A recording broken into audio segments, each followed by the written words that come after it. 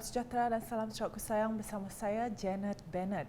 Tumpuan berita, Malaysian largest Sarawak team mural MACE bakal menyaksikan artis daripada pelajar Institusi Pengajian Tinggi IPT membuat lukisan mural sepanjang 181 meter. Menurut Menteri Pelancongan Industri Kreatif dan Seni Persembahan Datuk Seri Abdul Karim Rahman Hamzah, ini akan menyaksikan kerjasama antara pemain industri bersama belia dan pelajar untuk mencipta rekod dalam Malaysian Book of Records. Tambah beliau, ia dijangka siap pada Mei 2022 dan dipamerkan pada 21 Mei hingga 4 Jun 2022 di Pusat Konvensyen Borneo Kuching BCCK.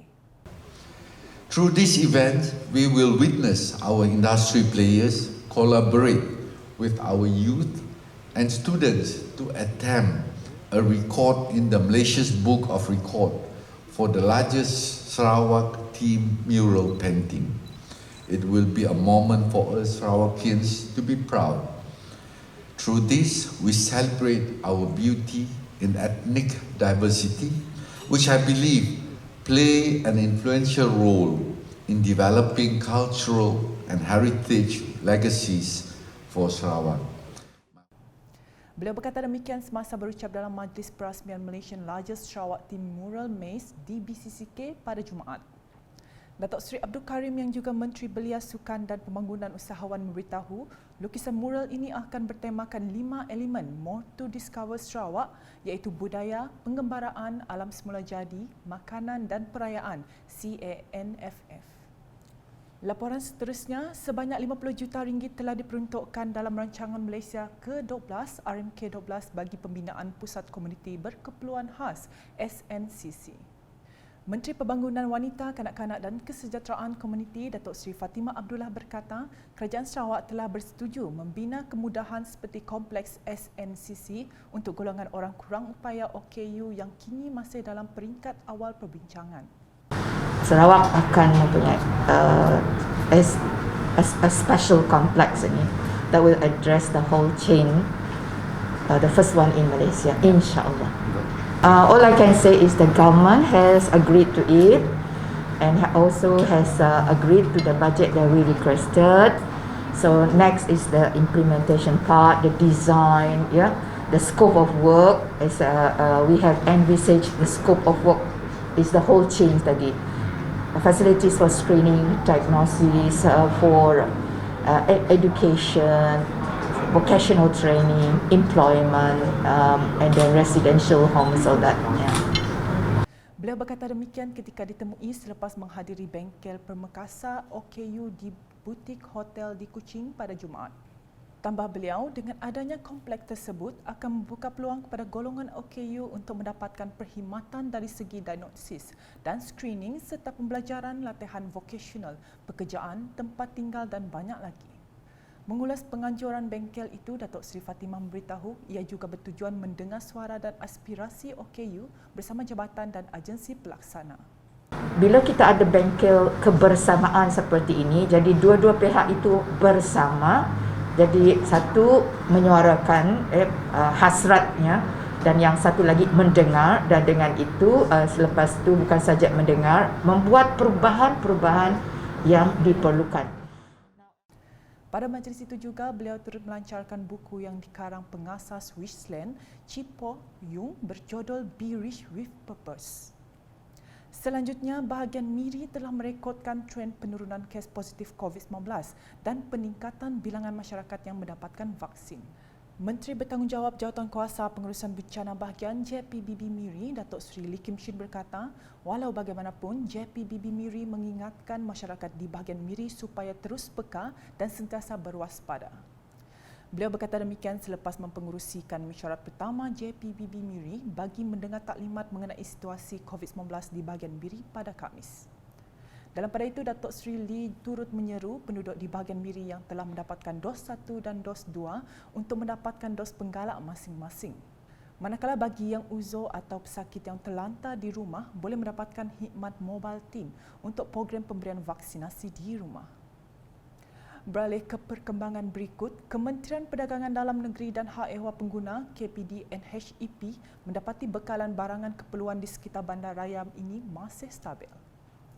Timbalan Menteri Perdagangan Dalam Negeri dan Hak Ehwal Pengguna Datuk Rosol Wahid berkata, selain itu, kepatuhan para peniaga dalam pelaksanaan skim Harga Maksimum Keluarga Malaysia SHMKM juga amat tinggi.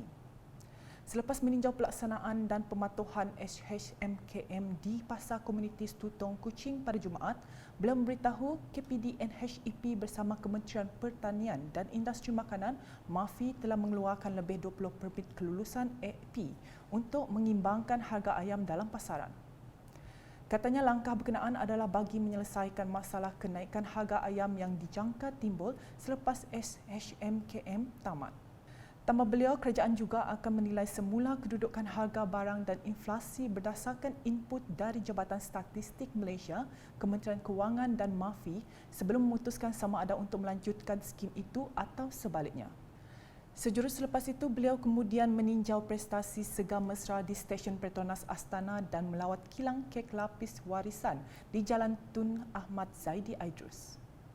Masih dengan perkembangan di Kuching, Setiausaha Politik kepada Menteri di Jabatan Perdana Menteri Parlimen dan Undang-Undang, Datuk Seri Syed Hamzah Syed Pai Al-Yahya mewakili Menteri di Jabatan Perdana Menteri Parlimen dan Undang-Undang, Datuk Seri Dr. Wan Junaidi Tuanku Jaafar hadir dalam program sumbangan projek kecil luar bandar MRP di Kampung Senari pada Jumaat. Menurut beliau, program penyampaian bantuan tersebut adalah bagi menggerakkan program-program kemasyarakatan di peringkat akar umbi. Jadi hari ini ada hampir 15 buah NGO yang telah menerima bantuan sumbangan daripada kita yang berjumlah hampir 219,000. Berkata lanjut dalam program itu, beliau memberitahu mereka juga telah membeli sebuah bot bernilai hampir RM25,000 dan mengamanahkan Persatuan Kesukarelawan Jawatan Bomba dan Penyelamat Malaysia JBPM Sarawak untuk memberi bantuan kecemasan sekiranya berlaku banjir. Jadi perkara ini adalah penting untuk memastikan bantuan keselamatan dapat digerakkan dengan kadar segera bagi menyelamat masa-masa banjir. Seperti yang baru berlaku baru-baru ini, ada beberapa kampung yang telah menerima pesan daripada kenaikan air laut. Mengenai permohonan pihak Masjid Kampung Senari untuk membina masjid baru dan dibina di tapak yang sama, Datuk Seri Syed Hamzah berkata ia masih dalam perbincangan lanjut bersama Datuk Seri Dr. Wan Junaidi selaku Ahli Parlimen Santubong. Laporan seterusnya, sebagai usaha merapatkan hubungan dengan pihak polis, Balai Polis Sentral telah menganjurkan program kepolisan komuniti bersama Jawatankuasa Kemajuan dan Keselamatan Kampung JKKK Kampung Masjid dan Kelab Rukun Tetangga KRT Bintango pada malam Rabu. Program diadakan hampir 2 jam itu juga turut bertujuan menambah baik hubungan antara masyarakat dan pihak polis selain sebagai usaha membantras jenayah dan mengenal pasti lokasi yang kerap digunakan untuk aktiviti penyalahgunaan dadah. Program tersebut disertai Ketua Balai Polis Sentral ASP Ahmad Abang, Penghulu Kampung Masjid Haji Iskandar Ladau, Ahli JKKK Kampung Masjid dan KRT Bintango. Hasil dari tinjauan tersebut mendapati beberapa lokasi di tebingan Bintango, tebingan masjid hingga ke laluan Mungguk Kubur masih gelap dan perlu dipasang lampu limpah, terutama di tapak atik dan kios JKKK. Selain itu, pondok unit ronda bermotosikal URB dan unit polis pelancong bahagian pencegahan jenayah keselamatan komuniti termasuk kawasan JT Kampung Bintango juga masih gelap. Menurut jurucakap program, dengan memasang lampu akan dapat membantu mengurangkan risiko vandalisme di kawasan tersebut. Sehubungan itu, beliau berharap perkara tersebut mendapat perhatian daripada pihak berkuasa tempatan PBT dan All Kuching Smart Heritage OKSHI. Keperkembangan COVID-19, Jawatankuasa Pengurusan Bencana Negeri JPBN Sarawak menerusi kenyataan medianya pada Jumaat memaklumkan terdapat 14 kes positif baru telah direkodkan di 6 daerah di Sarawak menjadikan jumlah kumulatifnya setakat ini sebanyak 252,674 kes. Daripada jumlah itu, sebanyak 5 kes dikesan dalam kategori 1 manakala 8 kes dalam kategori 2 dan 1 ke dalam kategori 4. Berikut senarai 6 daerah di Sarawak yang dikesan positif COVID-19.